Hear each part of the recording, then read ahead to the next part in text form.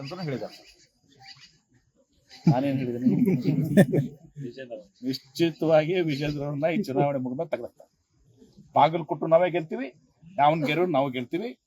ವಿಜೇಂದ್ರ ಅವರು ಮನೆಗೆ ಹೋಗೋದು ನಿಶ್ಚಿತ, ಎರಡು ಮಾತಿಲ್ಲ ಏನ್ರಿ. ಅವ್ರು ತಿಳ್ಕೊಂಡಾರ ದಿವಸ ನಮ್ ಗ್ಯಾರಂಟಿ ಹೆಣ್ಮಕ್ಳು ಊಟ ಹಾಕಿದ್ರೆ ಒಂದು 10-15 ಸಲ ಗೆಲ್ತೀವಿ. ಎಲ್ಲ ಕುಡಿದ್ರೆ 25. ಅದೇ ಸರ್, ಅವರೇ ಈ ಬಾರಿ ಹಾಕಂಗಿಲ್ಲ. ಯಾಕಂತಂದ್ರೆ ಗ್ಯಾರಂಟಿ ಯೋಜನೆಗಳನ್ನ ಪರಿಪೂರ್ಣವಾಗಿ ಮುಟ್ಟಿಲ್ಲ ಜನರಿಗೆ. ಅದನ್ನೇ ಹಿಡ್ಕೊಂಡು ಈಗ ಎಲ್ಲ ಈ ಜನರಿಗೆ ಬೇಕಾದ್ರೆ ವಿಜೇಂದ್ರಿಗೂ ಕೊಡ್ತೀವಿ ಗ್ಯಾರಂಟಿ.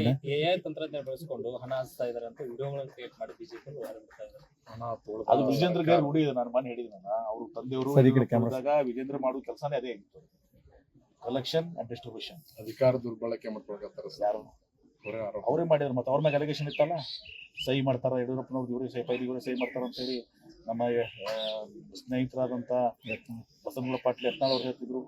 ವಿಜೇಂದ್ರ ಅವರು ಯಡಿಯೂರಪ್ಪನವರು ಮಾರಿಷಸ್ನಲ್ಲಿ ಇನ್ನೊಂದೆಲ್ಲ ದುಡ್ಡು ಇಟ್ಕೊಂಡ್ರೆ 10,000 ಕೋಟಿ ಅಂತ ಹೇಳ್ತಿದ್ರು. ನಾ ಹೇಳತ್ತಿಲ್ಲ ಮತ್ತೆ ನಾವು ಹೇಳ್ಯಾರ ಇಲ್ಲೋ, ಯತ್ನಾಳ್ ಅವ್ರು ಹೇಳ್ಯಾರಲ್ಲೋ. ಏನ್ ಹೇಳಿದ್ರು? 10,000 ಕೋಟಿ ರೂಪಾಯಿ ಸಿಂಗಾಪುರ ಮಾರಿಷಸ್ ನೆನಪದ. ಮಾರಿಷಸ್ನಾಗ 10,000 ಕೋಟಿ ರೂಪಾಯಿ ಇಟ್ಕೊಂಡಾರ ಅಂತ ಹೇಳ್ತಾರೆ. ದುಬೈದಾಗ, ಸಿಂಗಾಪುರ್ನಾಗ, ಮಾರಿಷಸ್ನಾಗ ಏನ್ ಹೇಳ್ತಾರೆ ಅವ್ರಿಗೆ ನಮ್ಗೆ ಕೇಳ್ರಿ, ಪಟ್ಟಿಕಣ ಅವ್ರು ಕೇಳ್ರಿ. ತಪ್ಪಿದ್ರ ಯಾವ ಊರನ್ನು ನನ್ಗೆ ಗೊತ್ತಿಲ್ಲ, ಮಾರಿಷಸ್ ನಾನು ಕೇಳಿದ್ನಿ, ಅವ್ರು ಕೇಳ್ರಿ. ಮತ್ತೆ ಅವ್ರು ತಗೊಂಡು ಪ್ರಚಾರ ಮಾಡ್ಕೊಂಡಿದ್ರು. ಅದು ವಿಜೇಂದ್ರ ಇಟ್ಟು ಪವರ್ಫುಲ್ ಇತ್ತಂದ್ರೆ 2 ಕ್ಷೇತ್ರ ಗೆಲ್ಲುದಿದ್ರೆ ಯತ್ನಾಳ ಯಾಕಬೇಕಾಗಿತ್ತ? ಉಚ್ಚಾಟಿತ ಯತ್ನಾಳ ಕರ್ಕೊಂಡು ಪ್ರಚಾರಕ್ಕೆ ಹೋಗ್ಬೇಕು, ಪಾಡೆ ಬತ್ತಿವ್ರಿಗೆ. ಯತ್ನಾಳ್ ಹೋದ್ರು ಗೆಲ್ಲಲ್ಲ. ಈ ವಿಜೇಂದ್ರ ಕೂಡ ಯತ್ನಾಳ್ ಹೋದ್ರು ಖರಿಯಾರ ಡಮಾರ. ಬಾಗಲಕೋಟ್ನಾಗ ಅಲ್ಲಿ ಸೋಲ್ತೀವಿ. ಏನ್ ಮಾಡಿದಂಗಾಯ್ತು? ಯತ್ನಾಳ ಪ್ರಚಾರಕ್ಕೆ ಹೋದ್ರು ಕೂಡ ಸೋತ್ರು.